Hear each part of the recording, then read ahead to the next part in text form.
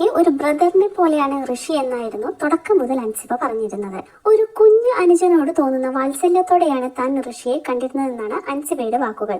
ഇരുവരും ഹൗസിലെ പ്രതിസന്ധി ഘട്ടങ്ങളിലെല്ലാം ഒരുമിച്ച് നിന്നായിരുന്നു ഗെയിം കളിച്ചത്. ഋഷിയെ വലിയ രീതിയിൽ സ്വാധീനിക്കാനും അൻസിബയ്ക്ക് സാധിച്ചിരുന്നു. പുറത്തിറങ്ങുമ്പോൾ തങ്ങൾ ഈ കൂട്ടുകെട്ട് തുടരുമെന്ന് ഇരുവരും പറഞ്ഞിരുന്നു. അൻസിബയെ കാണാൻ ഓടിയെത്തിയിരിക്കുകയാണ് ഋഷി ഇപ്പോൾ. അൻസിബയുടെ പിറന്നാൾ ദിനത്തിലാണ് ഈ കൂടിക്കാഴ്ച എന്നതാണ് മറ്റൊരു പ്രത്യേകത. പിറന്നാൾ മധുരം പങ്കുവെക്കുന്ന ചിത്രങ്ങൾ അൻസിബ തന്റെ ഇൻസ്റ്റഗ്രാമിൽ പങ്കുവച്ചു. അൻസിബയ്ക്കായി പ്രിയപ്പെട്ട അനിയൻ ഒരു ഗിഫ്റ്റും കയ്യിൽ കരുതിയിരുന്നു.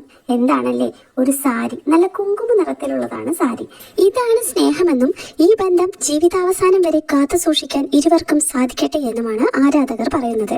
അതേസമയം അൻസിബയും ഋഷിയും എന്തുകൊണ്ടാണ് അപ്സരയുടെ പിറന്നാൾ ആഘോഷത്തിൽ പങ്കെടുക്കാത്തതെന്നായിരുന്നു ആരാധകരുടെ സംശയം. ഹൗസിൽ വെച്ച് അപ്സരയുമായി ഋഷിയും അൻസിബയും അത്ര അടുപ്പത്തിലായിരുന്നില്ല.